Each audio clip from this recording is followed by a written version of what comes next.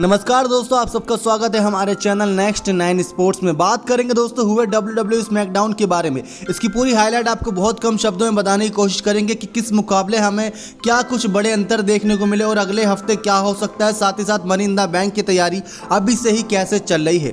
तो दोस्तों इस हफ्ते के रॉ में भी हमने कुछ खास चीज़ें ज़्यादा नहीं देखी, लेकिन अब बिना किसी देरी के आइए नज़र डालते हैं WWE स्मैकडाउन में क्या क्या हुआ, कैसे हुई थी इसकी शुरुआत। तो WWE hall of fame Edge ने स्मैकडाउन की शुरुआत की। उन्होंने रेसलमेनिया की बात की और कहा कि कैसे वो 10 साल के सर्किल को पूरा नहीं कर पाए थे। एज ने डैनियल ब्रायन का भी जिक्र किया कि कैसे उनके कारण उन्हें नुकसान हुआ। इसके बाद एज ने रोमन रेंस पर निशाना साधा, जो इस वजह से दोस्तों उनका फ्यूड एक अलग ही लेवल पर जा रहा है कि वो रोमन रेंस को हरा सकते हैं बड़ी ही आसानी से। एज ने यह भी कहा कि रोमन भी ये बात जानते हैं, लेकिन वो इसे कभी मानेंगे नहीं कि मैं उनसे तगड़ा हूँ।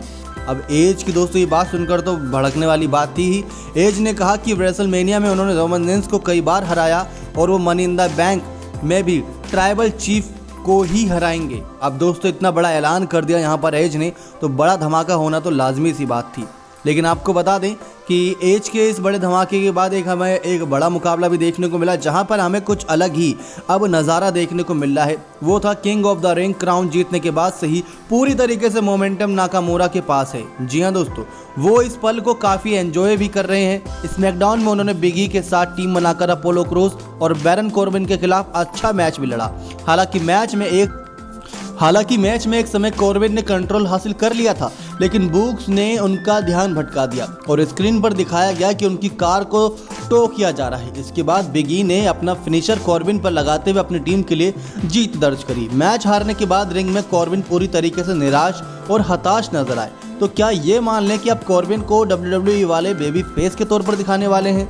अब भले ही इस मैच का विजेता बिग ई और शिंसुके नाकामुरा रहे, लेकिन कहीं ना कहीं फैंस के दिलों में जगह अब नजर आ रहे हैं बनाते हुए वो हैं किंग कॉर्बिन। जी हाँ दोस्तों, अपोलो क्रूज को वैसे ही आगे बेबी फेस के तौर पर दिखाया जाता है और उनको हील कैरेक्टर में नहीं दिखाया जाता, तो लग रहा है कि अब बैरन कॉर्बिन को भी थोड़ा बहुत चेंजेस करे जाएगी उनकी स्टोरी लाइन में। अब दूसरा दोस्तों है बेली का सेगमेंट, जो उसके बाद हुआ था WWE स्मैकडाउन में।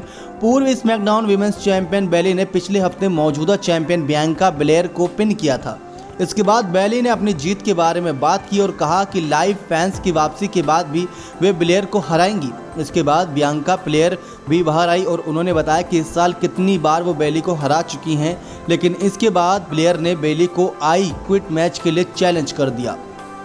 बेली ने इस चैलेंज को स्वीकार कर लिया और कहा कि अगर वो हार जाती है तो स्मैकडाउन WWE को छोड़ देंगी।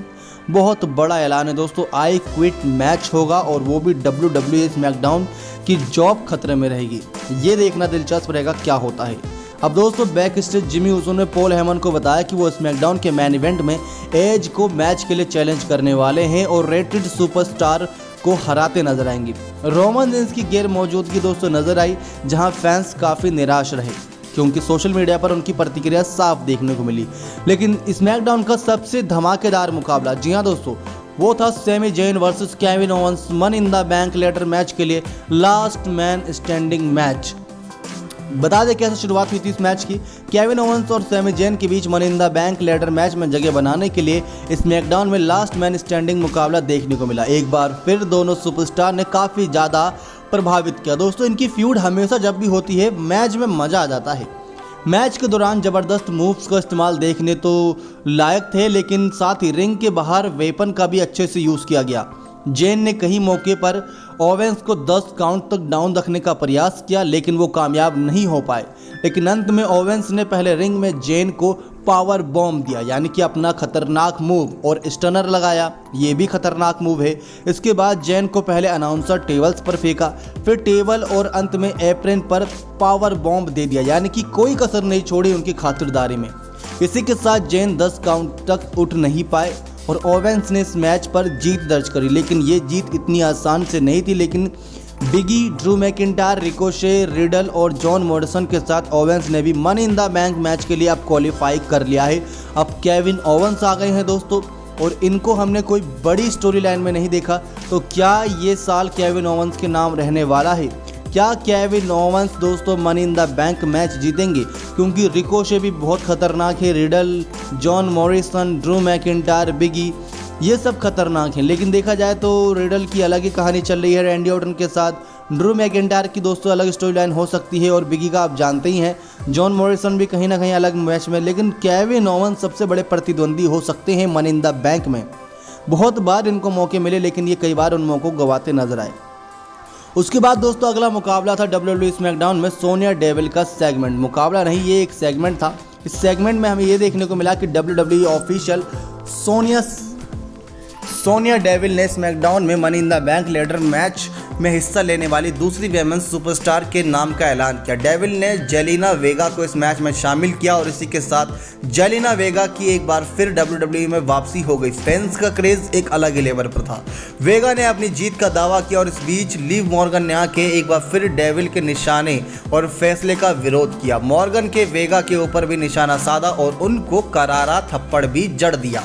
ये अलग ही दोस्तों की फ्यूड जारी है। लेकिन दूसरी तरफ WWE स्मैकडाउन में लिव मॉर्गन और जेलिना वेगा, आपको बता दें जेलिना वेगा और लिव मॉर्गन के बीच मुकाबला ज़्यादा लंबा नहीं रहा, लेकिन WWE स्टोरी लाइन के हिसाब से मैच काफ़ी अच्छा रहा। अंत में लिव मॉर्गन ने एक और ज़बरदस्त जीत दर्ज करते हुए अपने मोमेंटम को जारी रखा। लिव मॉर्गन बहुत अच्छा कर रही हैं दोस्तों वैसे देखा जाए तो। लेकिन दूसरी तरफ बैक स्टेज दोस्तों हमें कुछ अलग ही देखने को मिलता है कि बैक स्टेज सेथ रॉलिंस ने एडम पियर्स और सोनिया डेविल से रोमन रेंस के खिलाफ मैच नहीं मिलने को लेकर निराशा जाहिर की। हालांकि सोनिया डेविल ने रॉलिंस को मनी इन द बैंक में मैच में शामिल होकर उस कॉन्ट्रैक्ट को जीतने का ऑफर दिया। डेविल ने अगले हफ्ते के लिए रॉलिंस और सिजेरो के बीच Money in the Bank qualifying मुकाबले का ऐलान कर दिया है। अब देखते हैं दोस्तों क्या होता है। लेकिन दूसरी तरफ दोस्तों आगे बढ़े इसमें तो WWE स्मैकडाउन में एक और मुकाबला हुआ, वो था ओटिस वर्सेस एंजेलो डोंकिस। ओटिस का सिंगल्स मैच में एंजेलो के सामना हुआ।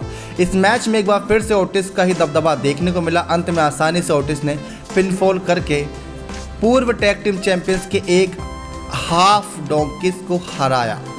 अब ये तो दोस्तों मुकाबला था खास था नहीं, लेकिन मुकाबला था। दूसरी तरफ था दोस्तों जिमी ऊसो का सेगमेंट। जी हाँ दोस्तों, जिमी ऊसो WWE स्मैकडाउन के इन मैन इवेंट के लिए रिंग में आए और उन्होंने एज की बेइज्जती कर दी।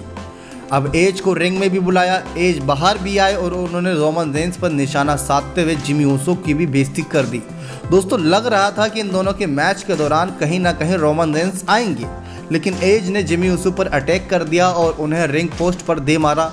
जिमी ऊसो ने भी एज को ज़बरदस्त किक लगाई। जिमी ने एज पर अटैक किया, लेकिन जल्द ही एज ने भी वापसी की और जिमी ऊसो को क्रॉस फ्रेम में जकड़ लिया। जिमी ऊसो ने टैप आउट कर दिया। एज ने जिमी ऊसो को खतरनाक स्पीयर भी दिया। एज ने एक बार फिर जिमी ऊसो को क्रॉस फेस दे दिया, लेकिन उनके पास बचने का कोई और मौका था ही नहीं। तो यहाँ पर हमें देखने को मिला जिमी ऊसो पूरी तरीके से बेबस नजर आए और मजा किरकिरा रहा बिना रोमन रेंस के, और इसी के साथ अंत हुआ WWE स्मैकडाउन का। दोस्तों साफ चीज़ें नज़र आ रही हैं कि एज और रोमन रेंस का कहीं ना कहीं मुकाबला फिक्स ही माना जा रहा है। इसी के साथ साथ केविन ओवेंस बहुत बड़े प्रबल दावेदार माने जा रहे हैं इस बार के मनी इन द बैंक विजेता के। दूसरी तरफ दोस्तों कहीं ना कहीं बैरन कॉर्बिन को बेबी फेस के तौर पर दिखाया जा रहा है और वुमेंस चैंपियनशिप को भी लेकर कई सारे अब रास्ते खुलते नजर आ रहे हैं। तो ये थी WWE स्मैकडाउन की पूरी हाईलाइट दोस्तों, कम शब्दों में सारे मैचों का वर्णन कर दिया। उम्मीद करते हैं आपको बहुत पसंद आई होगी वीडियो, तो लाइक कर दीजिएगा, साथ साथ चैनल पर नए हैं तो सब्सक्राइब करके बने रहेगा हमारे साथ, नोटिफिकेशन बेल आइकन में दबा दीजिएगा। मिलते हैं मंडे नाइट रॉ की हाईलाइट के साथ। और आप दोस्तों अगर और भी बड़ी अपडेट चाहते हैं WWE से जुड़ी, कमेंट्स करके बताइएगा कि डेली अपडेट आप चाहते हैं या नहीं। नेक्स्ट 9 स्पोर्ट्स की रिपोर्ट।